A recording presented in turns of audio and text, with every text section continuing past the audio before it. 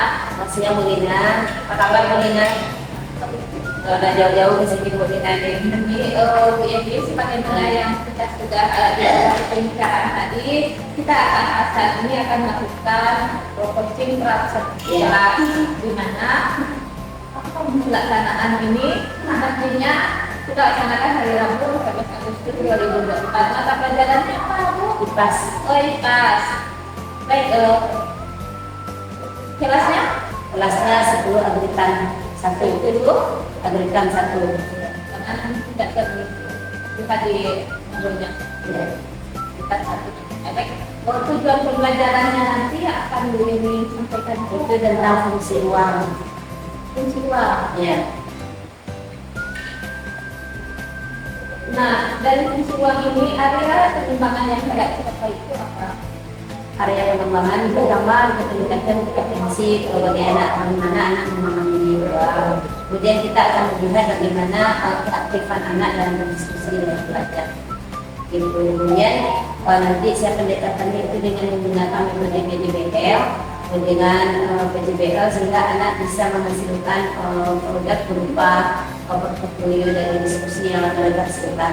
Dan saya melihat juga nanti anak sudah dibagi beberapa kelompok menjadi 4 kelompok di mana masing-masing anak itu sudah saya persiapkan sebenarnya menurut minat, bakat dan kesiapan belajarnya itu. Oke, apalagi area yang ingin kemudian selain saya melihat profil belajar, minat, kemudian kesiapan belajarnya, saya melihat juga keaktifan anak dalam belajar. Keaktifannya, kemudian melihat juga bagaimana bisa mengembangkan potensi lain yang dimiliki oleh anak di sekolah tradisionalnya begitu. Biasanya kan kadang-kadang anak SMK ini memang tipe-tipe yang agak kalau belajar lama di dalam kelas itu agak susah gitu ya, fokus gitu. Jadi saya juga ingin mengembangkan bagaimana memberikan ice breaking atau mindfulness kepada anak. Jadi saya ingin melihat pertama bagaimana dia berkolaborasi, kemudian bagaimana dia memang fokus dalam belajar. Oke. Nah, untuk mencapai area-area pengembangan ini strategi seperti apa yang sudah disiapkan dari PJBL? Nah, dalam proses PJBL ini saya sudah menetapkan apa pendekatannya itu berdiferensiasi ya, di mana kita melihat bagaimana karakteristik daripada peserta didik kita sehingga itu nanti kita kelompokkan sesuai dengan kemampuannya masing-masing. Kemudian tadi saya menggunakan pendekatan PJBL di mana nanti menghasilkan project begitu, dan project yang nanti mereka presentasikan itu juga sesuai dengan kemampuan yang dia miliki gitu. Oke. Terus ada strategi yang lain? Untuk sementara strategi yang saya gunakan masih itu, kedepannya mungkin tergantung dari jenis elemen yang akan saya terapkan. Kalau seandainya nanti saya kalau sekarang ini kan tentang uang, kalau minggu depan itu karena uang sudah mau habis, besok saya akan masuk lagi dengan unsur dan perubahannya. Dimana nanti unsur dan perubahannya itu saya perhatikan. Oke, baik. Kedepannya aku ini yang sudah mempersiapkan strategi untuk pembelajaran nantinya, dan saya harap Ibu mengikutinya dengan relax, santai. Terima kasih Bu Lina atas bimbingannya. Selalu semangat. Baik ya. Terima kasih. Terima kasih Bu Lina. Observasi kelas ya. Nah, kalau tidak saya nanti akan menyimpulkan bahwa tadi sudah disebutkan bersama ya, bahwa fungsi uang itu adalah sebagai alat transaksi ya. Kemudian uang juga mempunyai nilai ya. Kemudian uang juga sebagai alat pemersatu bangsa. Coba kamu perhatikan, gara-gara uang itu si padan digital itu lepas dari tangan Indonesia. Paham maksudnya? Kenapa? Karena di daerah situ orang tidak menggunakan mata uang rupiah lagi, tetapi mereka menggunakan mata uang orang lain. Contohnya mata uang ringgit ya, karena dia dekat dengan negara Malaysia. Maka untuk menyatakan daerah itu suatu daerah teritorial, apa buktinya kalau ia itu punya lo gitu kan gitu ya, kalau bahasa kekinian. Iya dong, mata uang yang digunakan itu bukan rupiah tetapi ringgit. Nah, itu salah satu yang membuat kita kalah untuk mendapatkan kepulauan kita lepas dari tangan Indonesia. Nah, Bangsa di uang itu adalah alat nomor satu. Enak, alat transaksi, identitas bangsa yang harus kita pertahankan bersama. Kamu sebagai generasi muda juga harus terlibat dalam hal seperti itu. Oke? Understand sampai di sini? Yes. Sekarang saya ingin menanyakan ke kamu, ya, kita kurikulum sedikit dari pembelajaran kita dari awal ya sampai akhir tadi. Kira-kira apa yang kamu rasakan?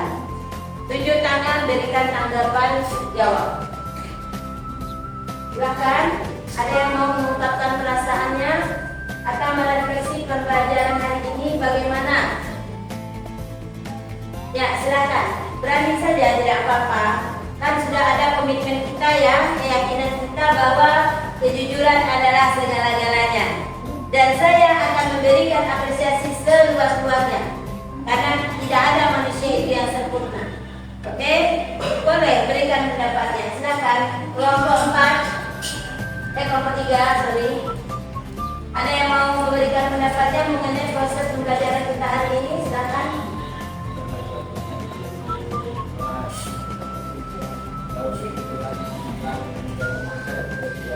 Nah, terus.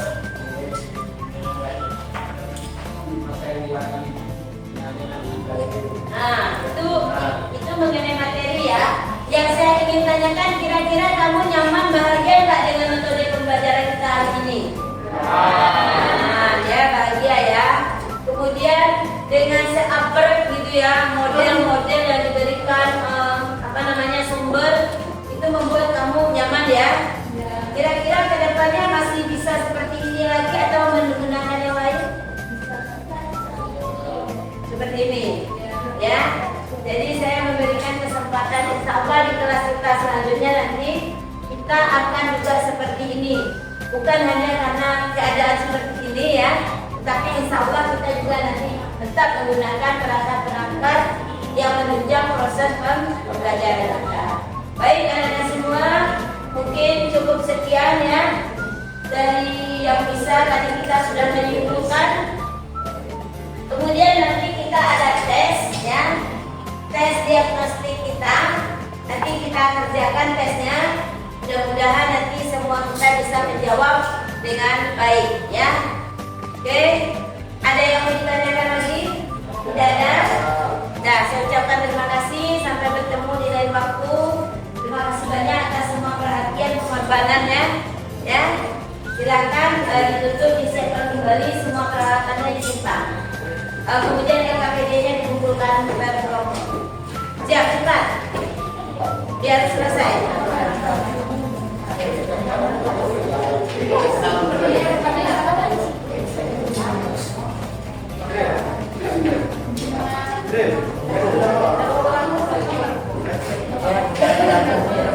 Ayo dibantu kita cepat.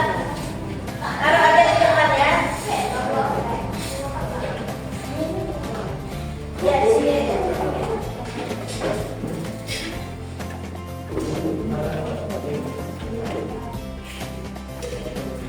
Ya disusun dengan rapi. Ayo kerja gerak cepat. Oke, terima kasih semuanya. Tugasnya juga terkumpul di depan. Ya.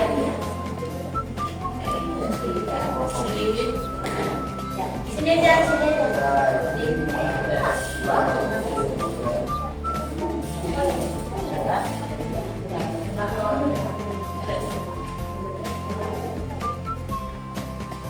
Nah, semuanya.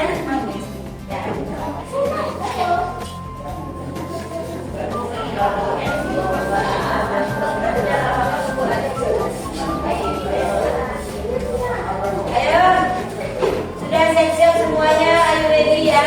Ready. Simpan semua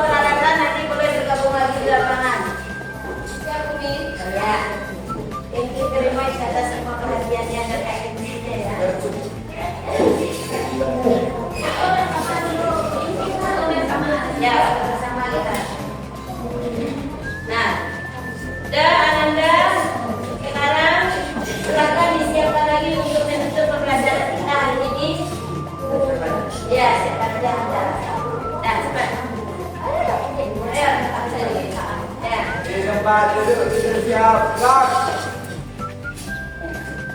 Mari kita membaca salam bersama.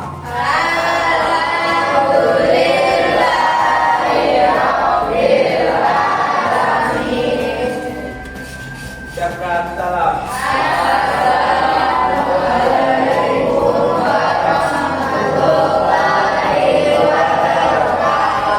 Waalaikumsalam warahmatullahi wabarakatuh. Terima kasih Baik sudah menyiapkan kita semua. Terima kasih untuk Anda semua atas atensi dan pendengarannya.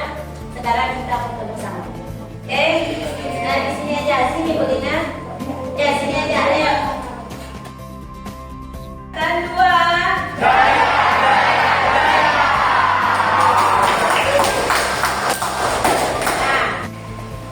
Baik Umi, tadi pembelajarannya sangat luar biasa ya, murid-murid sangat antusias mengikuti pembelajaran yang itu. Baik untuk pasca observasi kelas ini ada beberapa bagaimana perasaan itu sekarang? Perasaan saya yang lega bagaimana dimana tadi memang waktu observasi tadi saya sudah bilang sama Bu Ina bahwa agak deg-degan, tetapi saya yakin semua yang kita lakukan memang untuk perkembangan pembelajaran ke depannya supaya lebih baik. Kemudian setelah observasi ini saya merasa lega benar karena sudah kita jalani dan saya mohon juga bimbingan dan masukan dari Bukunya seperti apa tadi saya mengatakan proses pembelajaran. Oke, baik. Tujuan kita membincangkan kali ini adalah memperhatikan bagaimana tadi Bu ini ingin melihat beberapa area pengembangan ya. Sewaktu kita wawancara observasi tadi, di mana Bu ingin melihat pengembangan bagaimana cara meningkatkan kolaborasi murid dan menunjukkan keaktifan murid dalam belajar ya. Dan saya lihat tadi dengan adanya pembagian kelompok yang Ibu lakukan itu sudah terlaksana, dan menurut Ibu apakah keaktifan siswa tadi sudah bisa Ibu capai? Kalau menurut pendapat saya, jadi kan memang area yang bisa dibangka saya ingin melihat siswa itu aktif gitu ya. Memang dari kalau boleh saya memberikan persentase penilaian itu masih baru 85% gitu. Walaupun saya sudah berupaya ya melihat dari profil belajarnya sesuai dengan kemampuan mereka masing-masing. Jadi dengan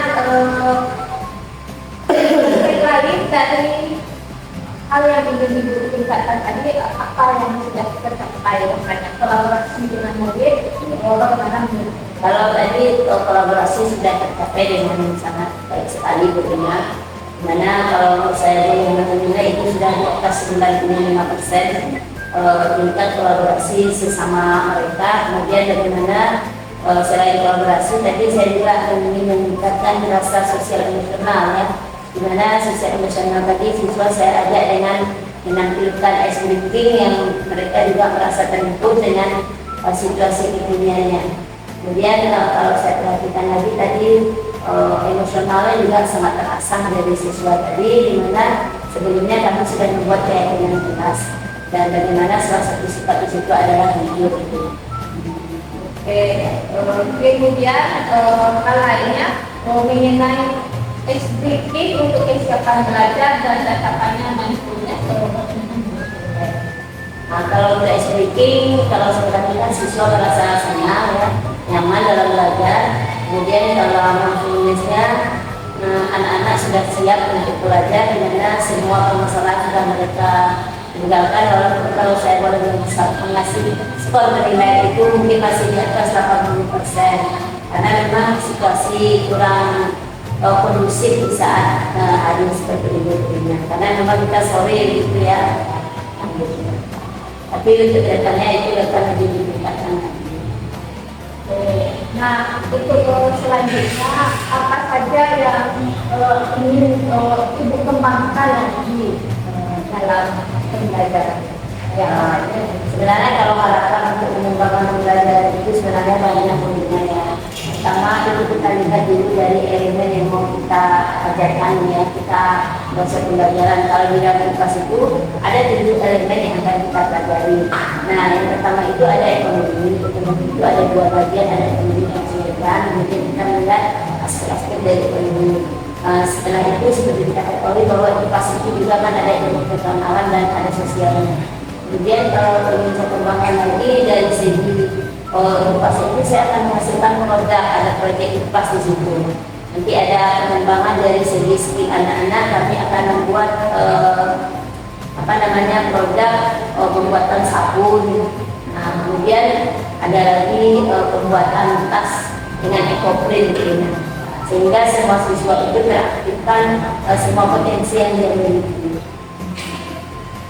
Kemudian bagian yang akan mendukung keberhasilan membuat produk dari sabun itu, Bagian yang mendukung maksudnya dari segi apa? pendukung supaya kegiatan ini bisa dapat hasil. Kegiatan itu berhasil. Yang pertama itu tentu kita menyiapkan semua perangkat yang kita butuhkan.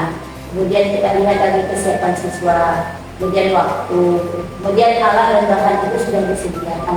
Nah, dan itu juga sudah dikonfirmasi sebelum kita melakukan praktikum, itu sudah diprospek kepada siswa apa alat yang dibutuhkan, kemudian apa teori-teori akan dibutuhkan, sehingga siswa masuk dalam belajar itu dia sudah menyiapkan dengan semuanya sehingga memang nyaman untuk belajar. Waktu pelaksanaan insya Allah itu pada sekitar 3 minggu lagi, jadi itu sudah kami siapkan. Biasanya di labor karena ruangannya lebih besar dan di luar gitu, di teras-teras gitu. Untuk eco-print sendiri, Ya. Kalau untuk eco-print juga begitu, kami sudah memesan, itu sekolah sudah dengan bantuan dana ya, itu sudah memesan tas-tas yang polos. Nah, itu nanti kita beri tempelan-tempelan untuk eco-printnya seperti tumbuh-tumbuhan, dan itu sesuai dengan mengembangkan kreativitas siswa pertama. waktunya itu kapan? Itu kemungkinan sebulan lagi punya. Karena memang itu programnya di biologi makhluk hidup dan tumbuhan oleh BNN. Kemudian aktivitas pengembangan apa yang dilakukan? Mungkin itu sementara masih ikut saja. Dan rencana tindak lanjut dari kegiatan ini. Tidak ada rencana tindak lanjut ya, tentu saja kita bagaimana melaksanakan proses pembelajaran itu di luar ya, bukan saja untuk diri kita tetapi juga untuk komunitas di sekolah kita agar tercipta ekosistem pembelajaran yang baik.